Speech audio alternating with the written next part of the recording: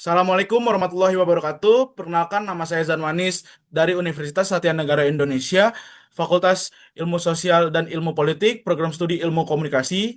Kali ini saya akan mempresentasikan hasil dari proposal penelitian saya.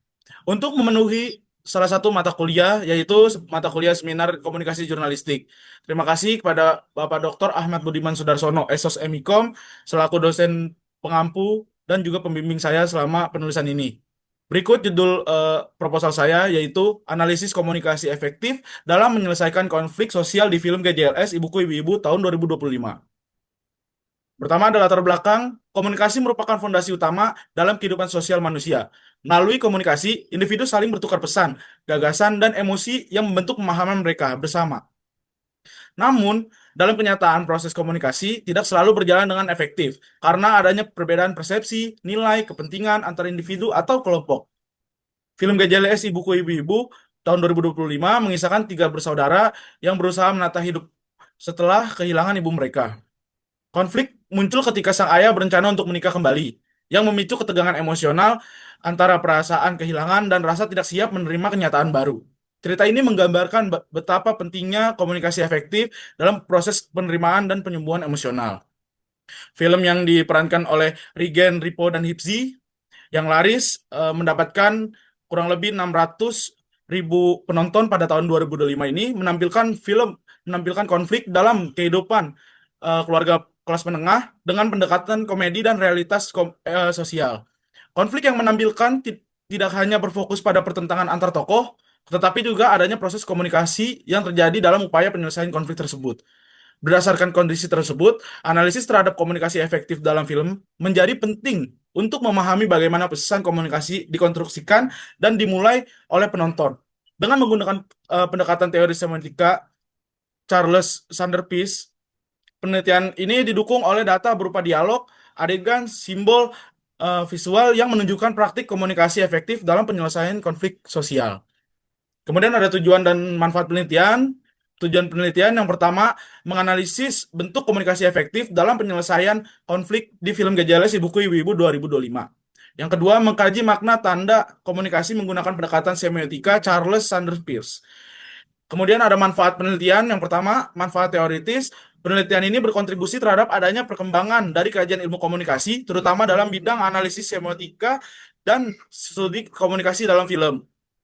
Kemudian manfaat praktis, penelitian ini diharapkan dapat memberikan pemahaman kepada masyarakat secara luas mengenai pentingnya komunikasi efektif dalam mengatasi konflik sosial, terutama di lingkungan keluarga. Selanjutnya, landasan teori.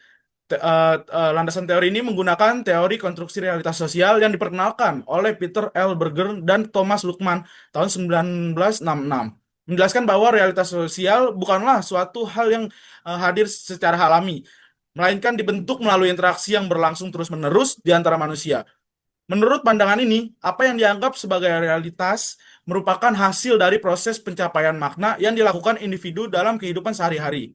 Dalam konteks penelitian film GJLS Ibuku Ibu-Ibu 2025, teori konstruksi realitas sosial sangat relevan untuk memahami bagaimana setiap tokoh membentuk makna terhadap konflik yang mereka hadapi. Ayah dan anak memiliki konstruksi realitas yang berbeda mengenai pemaknaan kehilangan seorang ibu serta rencana ayah untuk menikah kembali. Selanjutnya, teori realitas sosial juga membantu menjelaskan bagaimana simbol-simbol dalam film seperti foto ibu atau rumah kos memperoleh makna tertentu dari pengalaman keluarga tersebut. Simbol-simbol yang menjadi bagian dari realitas sosial yang telah dikonstruksi secara emosional dan budaya. Pada saat konflik muncul, simbol-simbol itulah yang memicu pertentangan makna antar tokoh. Melalui teori konstruksi realitas sosial, penelitian dapat menjelaskan bahwa konflik keluarga bukan sekedar persoalan pertentangan tindakan, tetapi juga perbedaan cara anggota keluarga membangun makna menghadapi peristiwa penting dalam kehidupan mereka. Selanjutnya adalah landasan konseptual. Yang pertama, komunikasi. Komunikasi merupakan proses penyampaian pesan antara dua orang atau lebih dengan tujuan menyampaikan kesamaan makna. Proses ini mencakup kegiatan mengirim pesan, menerima pesan, menafsirkan, dan memahami pesan yang disampaikan. Selanjutnya, komunikasi efektif dalam keluarga merupakan proses pertukaran pesan yang memungkinkan setiap anggota keluarga saling memahami kebutuhan emosi eh, dan persepsi satu sama lain. Selanjutnya, konflik sosial dalam keluarga, yaitu kondisi ketika terjadi pertentangan antara dua orang atau lebih pada anggota keluarga akibat perbedaan nilai, tujuan, persepsi, atau kebutuhan emosional. Kemudian pada paradigma proposal kali ini menggunakan paradigma konstruktivisme, yaitu memandang realitas sosial sebagai hasil konstruksi individu atau kelompok melalui proses interaksi sosial dan komunikasi. Realitas tidak dianggap sebagai sesuatu yang bersifat objektif dan tunggal, melainkan dibentuk melalui pengalaman interpretasi serta pemaknaan yang dilakukan oleh subjek sosial. Dalam konteks penelitian ini, dipahami sebagai representasi realitas sosial yang dikonstruksi melalui narasi, dialog, dan visual. Konflik sosial yang ditampilkan dalam film tidak berdiri sendiri, tetapi dibangun melalui interaksi antar tokoh yang saling mempengaruhi.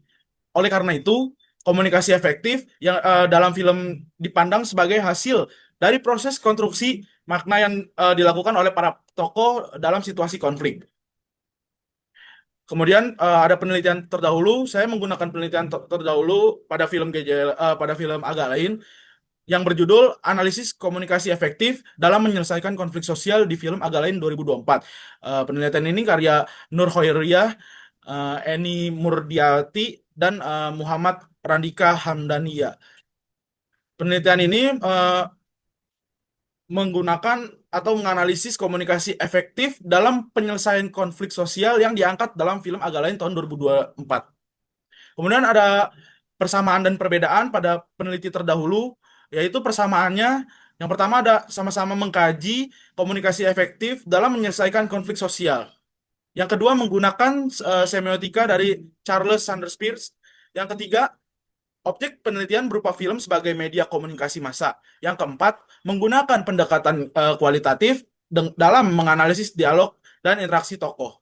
Kemudian perbedaan penelitiannya, yang pertama ada objek film, yaitu film GJLS Ibu-Ibu Ibu-Ibu tahun 2025 dan film Agak Lain tahun 2024. Yang kedua ada konteks konflik. GJLS berfokus pada konflik keluarga dan sosial sehari-hari. Sedangkan Agak Lain menampilkan konflik sosial dengan pendekatan komedi dan kritik sosial. Yang terakhir ada fokus kajian. GJLS menggunakan makna tanda komunikasi, sedangkan Agak Lain menyoroti praktik komunikasi secara langsung. Terakhir, kesimpulan pada proposal kali ini yaitu berdasarkan analisis semiotika Charles Sanders Peirce terhadap film GJLS Ibuku Ibu-Ibu tahun 2025 ini dapat disimpulkan bahwa komunikasi efektif berperan dalam proses penyampaian konflik sosial yang ditampilkan dalam film melalui tanda-tanda verbal maupun nonverbal seperti mimik wajah yang muncul dalam dialog, ekspresi, dan adegan. Film ini merepresentasikan bagaimana komunikasi terbuka, empati, dan saling menghargai mampu meredakan konflik antar individu, khususnya dalam konteks keluarga. Hasil penelitian menunjukkan bahwa proses komunikasi dalam film tidak hanya berfungsi sebagai penyampaian pesan, tetapi juga sebagai sarana untuk membangun pemahaman bersama. Representasmen berupa dialog dan gestur tokoh, objek berupa konflik sosial yang dihadapi, serta interpretan berupa makna yang ditangkap oleh penonton saling berkaitan dalam membentuk pesan tentang pentingnya komunikasi efektif. Kemudian daftar pustaka, saya mengambil daftar pustaka ada 8 berikut ini. Cukup sekian presentasi dari saya, kurang dan lebihnya mohon dimaafkan karena kesempurnaan hanya milik Allah Subhanahu wa taala. Wassalamualaikum warahmatullahi wabarakatuh.